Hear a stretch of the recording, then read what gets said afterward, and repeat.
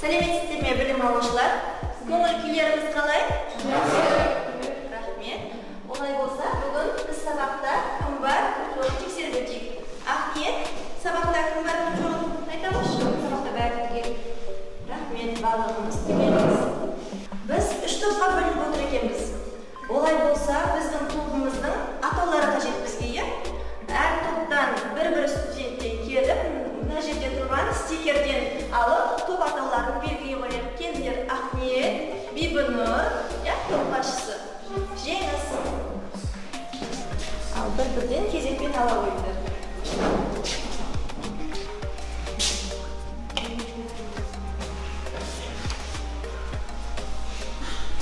Стикерде не деп жазылды? Оқи қояйық, Жеңіс. Бізге Жапон еді. Бізге қазақ халқы толып түсті. Бізге үнді халқы түсті. Олай болса, атауларымыз белгілі болды. Жапон елі бізде Жеңістің командасы. Үнді елі Бибінұрдың. Қазақ елі бізде Ақниеттің командасы.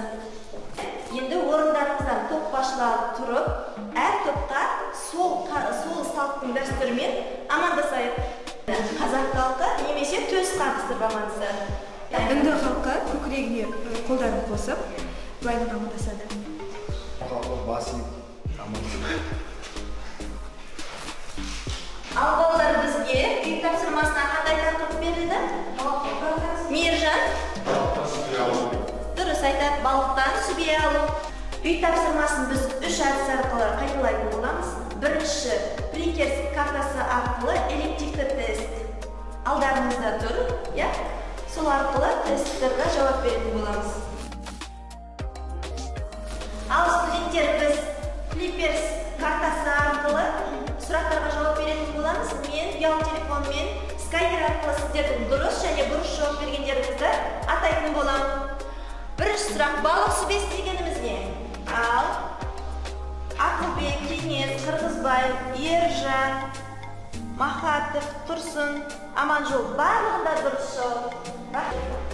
Келесі әдіс түрленген фото әдісі арқылы, осы QR-кодты сканерлеу арқылы сұрақтарға жауап беретін боламыз. Әр топтан бір-бір бала келіп, осы суретті сканерлейді, сосын сұрақ шығады, сол сұраққа жауап беретін боламыз. Үнді халқынан келіңіз, Мержан, бір сұрақты таңдап, скайнерде қойыңыз. Қайырлы күн, білім алушылар. Менің сіздерге қояр сұрағым, балықтың сапасын анықтаудағы органолептикалық көрсеткіштерін атаңыз. Мержан, сұрақ түсінікті болды ма сізге? Сыртқы түрі, иісі және осы көзлар. Өте дұрыс балалар, Отыра ғой, рахмет. Ал келесі сұрақты Сәрсен келіңіз.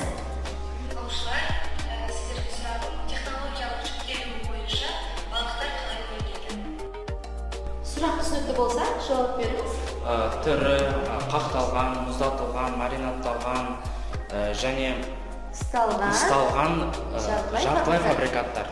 Рахмет, отыра ғой. Дұрыс па, студенттер? Фрида теңіз әлеміне саяхат жасап көрейік. Әрине бізде VR көзілдірікпен Жеңіс келе ғой. Не көріп жатыр екен?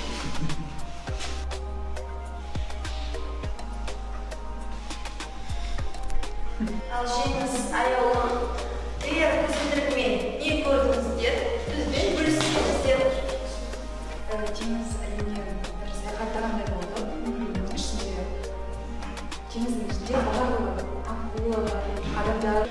Балықтарымызға сұрақ қойғым келіп тұр. Балық көріпті теңізде, теңіз өнімдерін көріпті. Сонда бүгінгі біздің жасайтын тағамыз неге байланысты деп ойлайсыздар?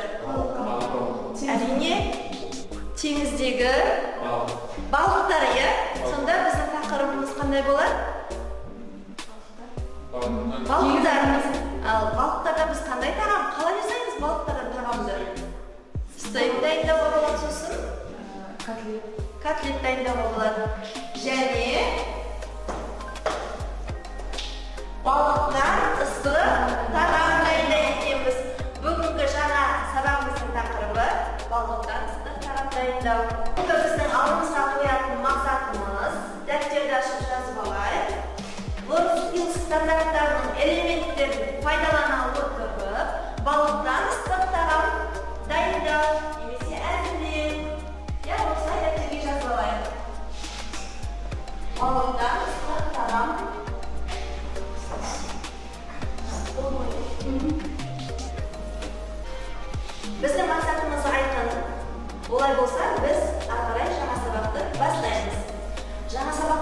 балықты бөліп әдістерден бастағым келіп отыр. Ең бірінші біз балықты бөлмесек, біз тағам дайындай алмаймыз. Дұрыс па балалар? Балықты бөліп әдістері.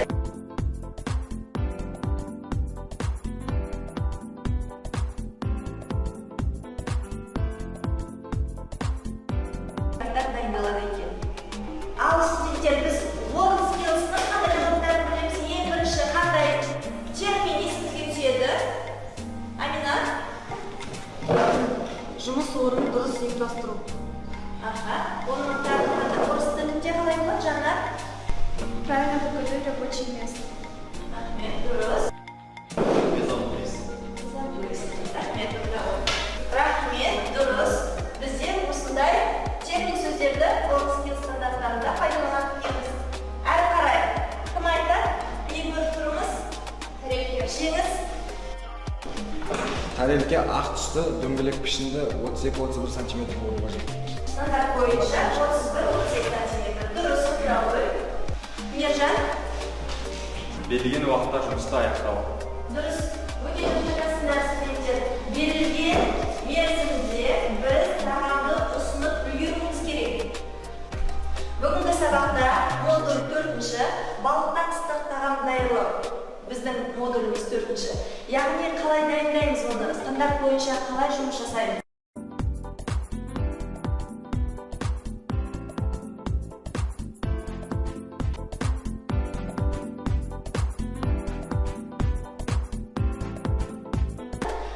Критерий бойынша бағалау парағын эксперттер маған өткізеді. Сосын мен сабақты қорытындылайтын болам. Осы түсінікті болды ма сіздерге барлығы? Ал студенттер, біз оқу зертханасына кірмес бұрын нені білуіміз қажет? Нені сақтауымыз керек? Техникалық қауіпсіздік ережелерді. Айта қойыңызшы, қандай жеңіс? Беймін. Ал студенттер, біз дайын болған өнімдерден ұсынуға дайындаймыз, яғни безендіру жұмыстарын жасаймыз.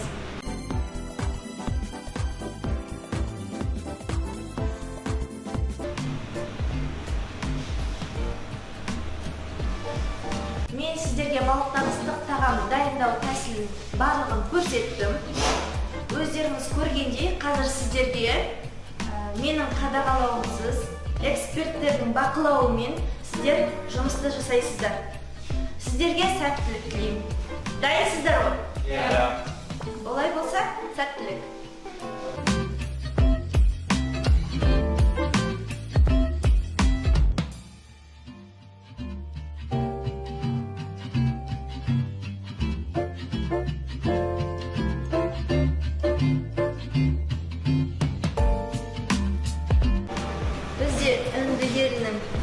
Тағамы дайын болды, Жапон елінің тағамы дайын болды, және қазақ елінің тағамы.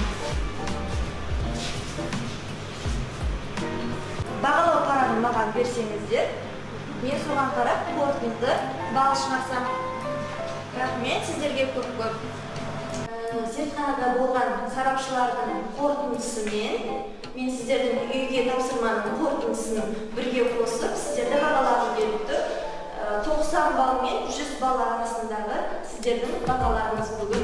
Сонда барлықтарыңызда 5 деген баға. Бүгінгі сабақ сіздерге ұнады ма?